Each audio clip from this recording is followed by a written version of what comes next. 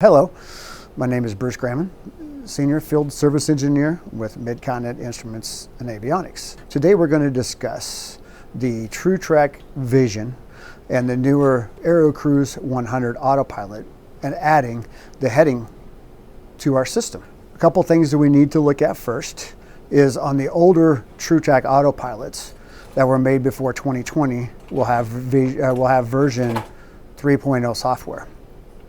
Anything after that, after 2020, after Benny's King took it over and made it into the AeroCruze 100, it all has 4.0 software.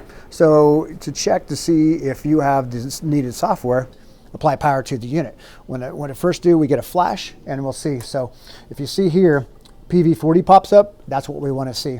If it has PV30, then you'll have to send it to Mid-Continent Instruments and Avionics. We'll be happy to update the software for you to PV40. It's all done at our Wichita location. So after we get with that, if we go in and we have the right software, now we just go to the next thing. So we're going to go up to the setup page is what we're going to do. So first of all, I recommend go to Benny's King's website. All we need to do is go into the approved GPS list, which is manual number TT186.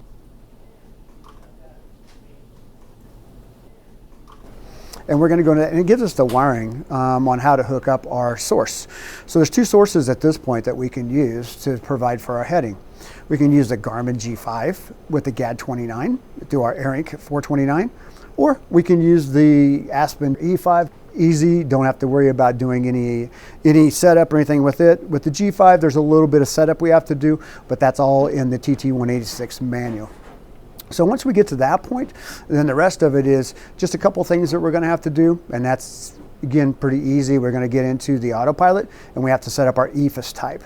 So let's go ahead and sit down, and we'll take a look and see how easy that is to get into that process. So we're going to take the center knob, push on the center knob, and apply power. First thing that comes up, we have contrast. It's probably already preset because you've already been here. So if not, you can set it however you want. We're going to advance by hitting the ALT, and we're going to see that we have our backlighting. Again, you can adjust the backlighting however bright you want it. Hit it one more time to our enable. Now, every time we get into here, we're going to have to set 10. No matter what, it's just this fail-safe thing that they have. So we're going to turn this to 10.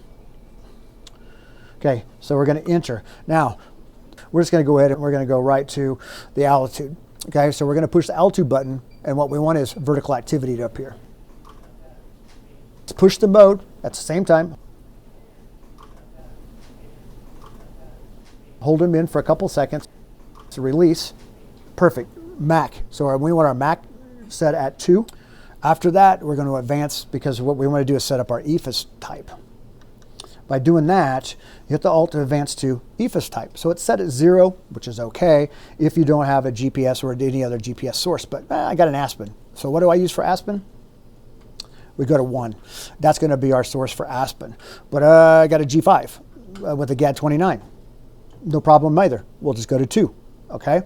So 2 is for the Garmin G5. 1 is for our Aspen E5. And 0 is just back to any other GPS source. So to get out, just advance. Now we're out. You're good to go. Shut it off, and we should be set. Now you can see and make sure your heading and stuff is coming up. So any other questions, feel free to give me a call. Again, this is Bruce Graman, Mid-Continent Instruments and Avionics. You can contact me at 1-800-821-1212.